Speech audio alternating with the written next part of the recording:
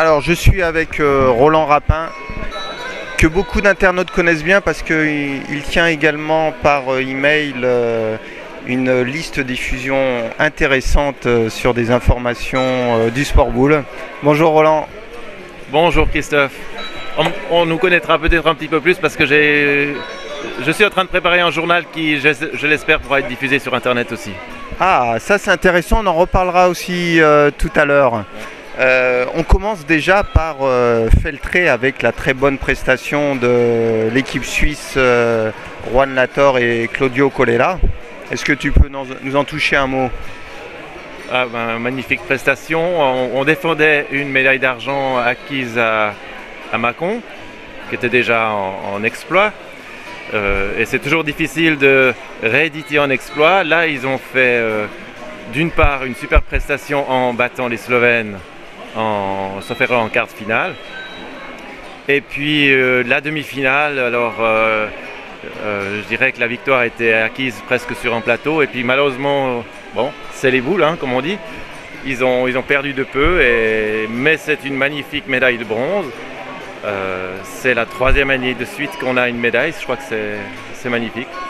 Effectivement, malheureusement, vous avez vérifié le vieil adage comme quoi au boule rien n'est jamais gagné ni perdu.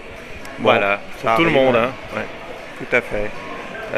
Une belle expérience quand même. Feltré, raconte-nous un petit peu l'organisation italienne, ce que ça a donné toi au niveau de ton ressenti, de tes impressions. Les installations étaient excellentes. Pour la pratique du sport boule, je crois que c'est difficile de faire mieux. On peut faire mieux ici à Saint-Vulbas, je crois que il faut le dire aussi, ça c'est une magnifique installation ici. Feltré, c'était spécialement une patinoire, donc aménagée pour, mais je crois qu'on avait des conditions idéales. Des jeux très bien préparés, je crois, et puis une région qui est très belle. On a aussi passé un très bon séjour. Alors pour l'anecdote quand même, parce que on disait pendant le week-end que peut-être que les Italiens avaient eu l'idée de jouer dans une patinoire en voyant les amis suisses de la Vallée de Joux organiser il y a 2 ans le mondial scolaire, je crois, dans leur patinoire de la Vallée de Joux, suivi d'un concours, un 64 doubles réunissant différentes nations. Voilà, c'était le petit mot, que peut-être... C'est comme tout le temps dans les boules, il y a des rumeurs et puis elles sont rarement fondées. Voilà. On ne va pas mettre... le mondial de Feltré était prêt déjà bien avant. Je crois que ça, les Italiens, c'est pour ça ils sont forts. D'accord. Alors, on en vient au mondial jeune. Déjà, tes impressions sur ce que tu as pu voir, les nations qui t'ont inspiré. Alors, je trouve que le niveau est excellent. En moins de 18 déjà. On le voit avec les épreuves de tir, notamment on l'a vu au tir de précision. Et là maintenant au tir progressif. Je crois que les performances sont d'un très haut niveau. Les moins de 23 ans, c'est du traditionnel. Donc là, il y a plus... c'est plus difficile de comparer. Mais je dirais que c'est un très bon championnat. Il y a des équipes habituelles qui se profilent. On pourrait presque dire que l'Argentine c'est une équipe habituelle parce qu'au niveau élite elle fait des très bons résultats. Mais il y a eux, il y a eu la Turquie, le Pérou aussi qui se débrouillent bien. Je crois qu'on a eu des très belles prestations. Je suis déçu de la Slovénie. Je crois que la Slovénie, là, on avait l'habitude avec les jeunes, qu'ils étaient très bons. Oui. Ici, on est un peu déçus. Alors, Jean-Claude a une question. Je voulais seulement dire que sur la Slovénie, on a discuté avec les responsables de la Slovénie. Ils sont dans le creux de la vague. Ils n'ont plus la suite de ce qu'ils avaient, les coureurs et tout. Donc là, ils sont un peu perdus. Ils n'ont pas travaillé ce que peut-être la France est en train de faire, travailler avec les moins de 9, moins de 11 et moins de 13. Et ce qu'il faut, à mon avis, travailler pour les nations qui veulent monter, c'est travailler moins de 9, moins de 11 et moins de 13. Alors en résumé, la Slovénie en haut de la vague chez les seniors et dans le creux de la vague chez les plus jeunes. Qu'est-ce qui manque à l'Argentine qui rate une nouvelle fois le podium à Nice, à Rijeka en 2010 et cette année en 2011 pour pouvoir peut-être l'année prochaine réussir à monter sur le podium chez les jeunes? Ah, c'est probablement, je dirais, l'impression que j'ai. Hein. Je ne connais pas l'Argentine, mais il semble que c'est un peu comme chez nous, il manque de réservoirs. Il manque suffisamment de jeunes, d'excellents niveaux pour se répartir, par exemple, ici, toutes les compétitions, parce que le championnat est très dur. Hein. Il est très serré, les épreuves sont très rapprochées. Alors ils ont quand même une médaille, hein, pour relever. Ils ont une médaille je ne sais plus dans quelle... Dans la discipline du combiné, effectivement. Oui. Hein, je crois qu'ils viennent d'écarter les Slovènes en quart de finale. Ouais. Merci de me récupérer, Roland. Et puis par contre, Preto est un excellent, je crois que tout le monde le dit, hein, c'est un excellent joueur, mais quand on fait 4 disciplines aussi dures, c'est pas facile dans les moments décisifs de passer l'épaule. Hein. Ouais. On l'a vu ici en simple. Hein. Il aurait pu gagner, mais... Et puis en tir précision, il fait quand même le barrage 2 fois. Hein. Il fait 2 barrages en fait. Hein. Oui. Donc finalement, la fatigue, je crois que ça joue un rôle aussi. Oui, peut-être que l'année prochaine, il devrait faire l'impasse sur le tir en relais. Voilà, une 5e place gagnée, mais un record à la clé pour l'Amérique du Sud. Mais bon, après ça... Et puis peut-être, je ne sais pas ce que ça va donner. Tout à fait. Alors justement, si on parle du développement, peut-être... Oui, ce que font les Slovènes, je trouve que c'est très bien parce qu'ils sont là.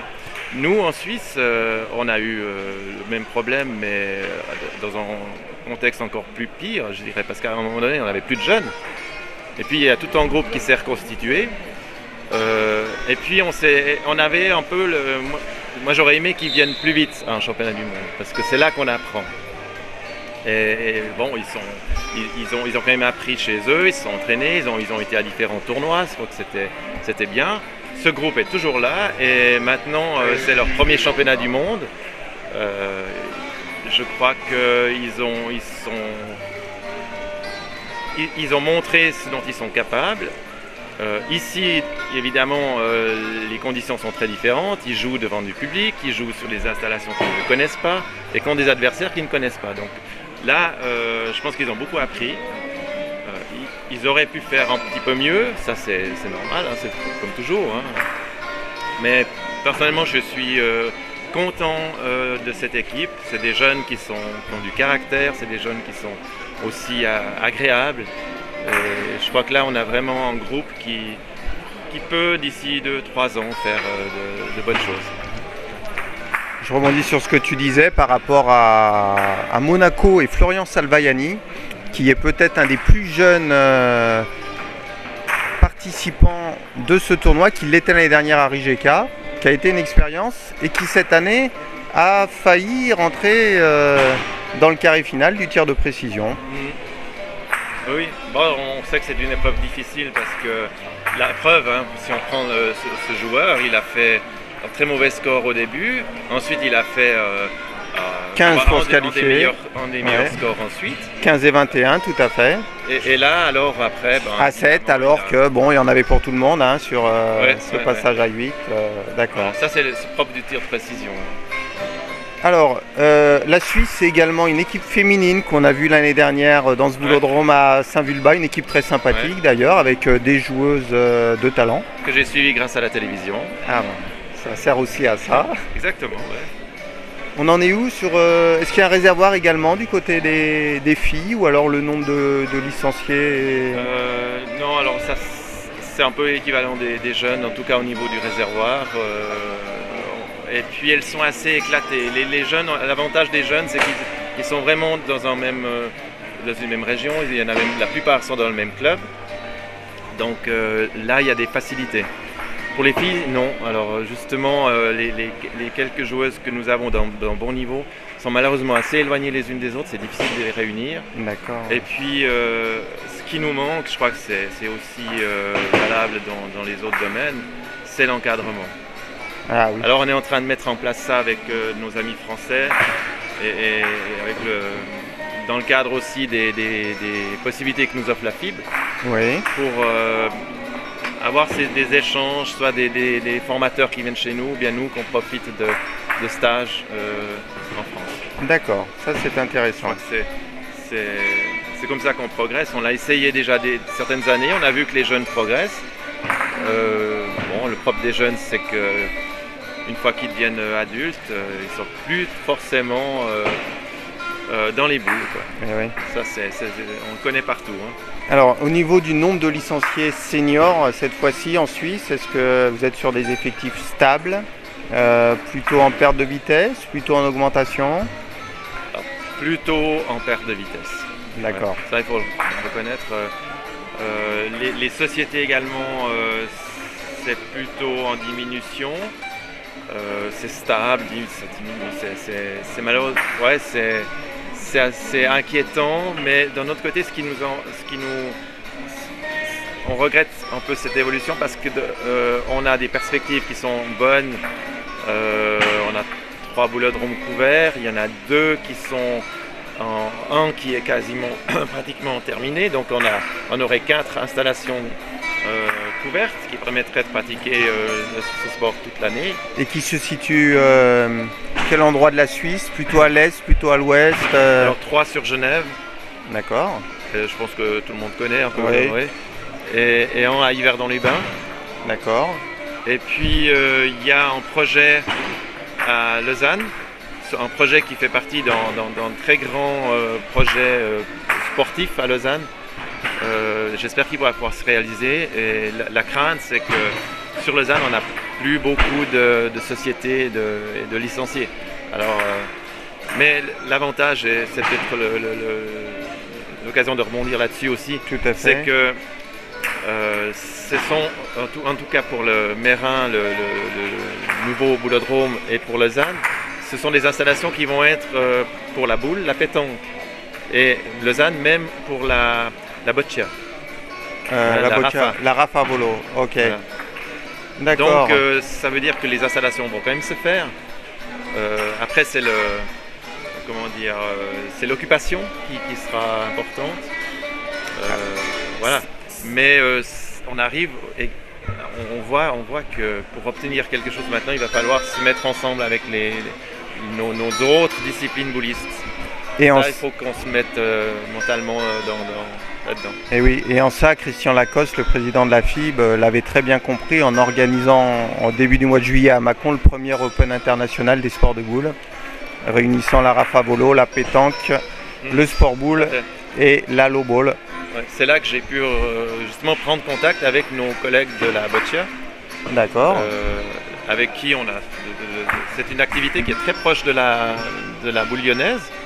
En tout cas, dans la conception du jeu, et beaucoup plus que la pétanque à la limite. Alors que les joueurs font plutôt pétanque et boule, hein. Oui.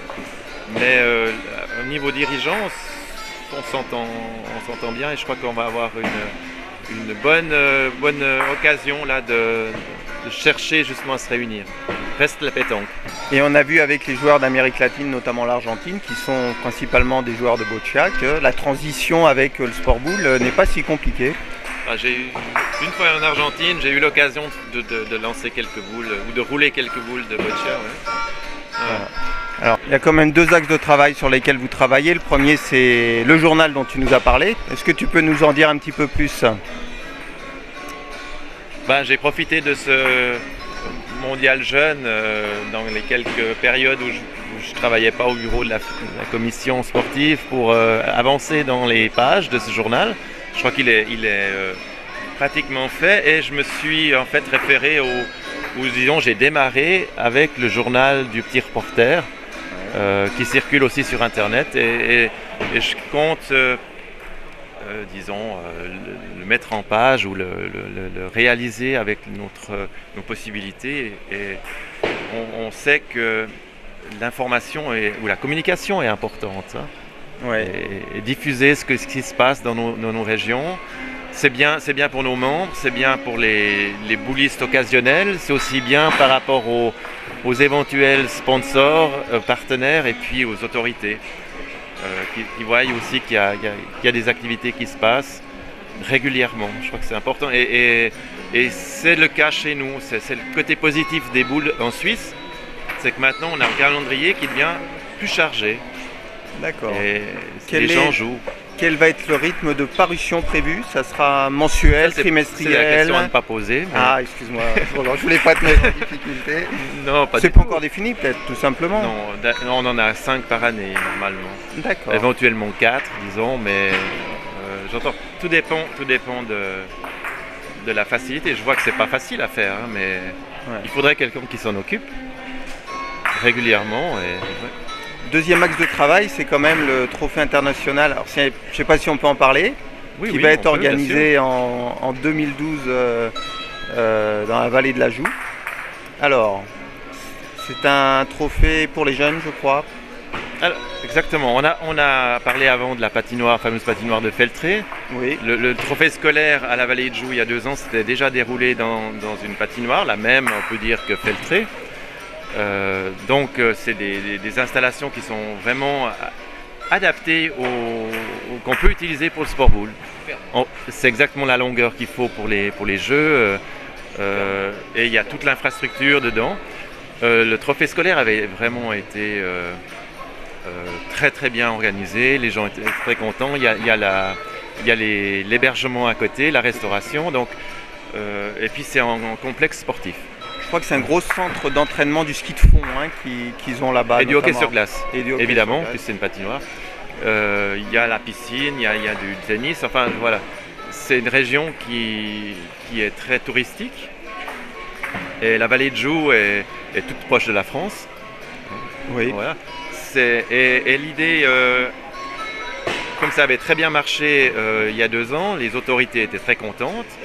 Et les élections étant passées et puis les autorités étant toujours là, on a maintenant la possibilité, elle nous offre en tout cas la possibilité de faire quelque chose je dirais, de similaire, oui, et toujours l'idée c'est quand même d'avoir comme c'est le club où il y a les jeunes, Oui. voilà, il faut faire cette promotion des jeunes, et puis c'est quand même ce que le public aimerait voir, hein, je crois.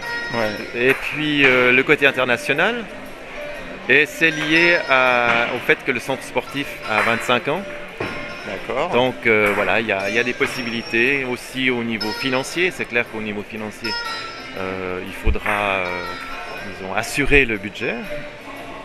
Et j'ai confiance avec le groupe qui gère qui va organiser ce trophée. Je crois que on va faire ce sera le premier tournoi jeune moins de 15 et moins de 18 ans. Qui dit premier dit deuxième, on peut espérer. Hein. Oui. Alors la régularité, on verra, mais je crois que ce qui est bien, c'est qu'une patinoire doit à un moment donné libérer la glace. Donc il y a une disponibilité, et dans cette région, les sports de boule peuvent avoir accès à cette patinoire pendant 3-4 semaines. Très bien. Voilà. Super. Donc il faut profiter de cette opportunité. Ce qui est intéressant, c'est l'évolution en Turquie. Hein. L'évolution à tous les niveaux, féminin, adulte, mais aussi jeune. Hein. C'est impressionnant. Et ils ont peut-être beaucoup de moyens, parce voilà, on retrouve de nouveau la pétanque, la Rafa et la lyonnaise impliquées chez eux. Et voilà, l'année prochaine, ils organisent le championnat du monde féminin. C'est une évolution. On aimerait bien l'avoir chez nous. Alors justement, est-ce qu'il y a un projet de d'une manifestation type mondiale en Suisse pour les années à venir? Une réflexion, tout au moins, peut-être? On l'avait mis en projet, mais actuellement non. C'est aussi beaucoup une question d'encadre de gens. Il faut beaucoup de monde. D'accord. En plus du budget. Bon. Et là, ça repose sur trop peu de personnes pour le moment. Très bien. Roland, je te remercie. On va laisser la place à nos commentateurs, Roberto et Jean-Claude. Et surtout, juste, je rajouterai un mot, c'est qu'après le premier trophée des jeunes, normalement une semaine après, il y aura un gros concours organisé par la Vallée de Joux dans la patinoire. basé sur un 64 double. La formule n'est pas encore retenue. Donc Soit une semaine avant, soit une semaine après. voilà, donc l'occasion d'aller visiter ces installations qui sont fabuleuses. C'est en mai-juin 2012. Voilà. Merci Roland. Merci à toi.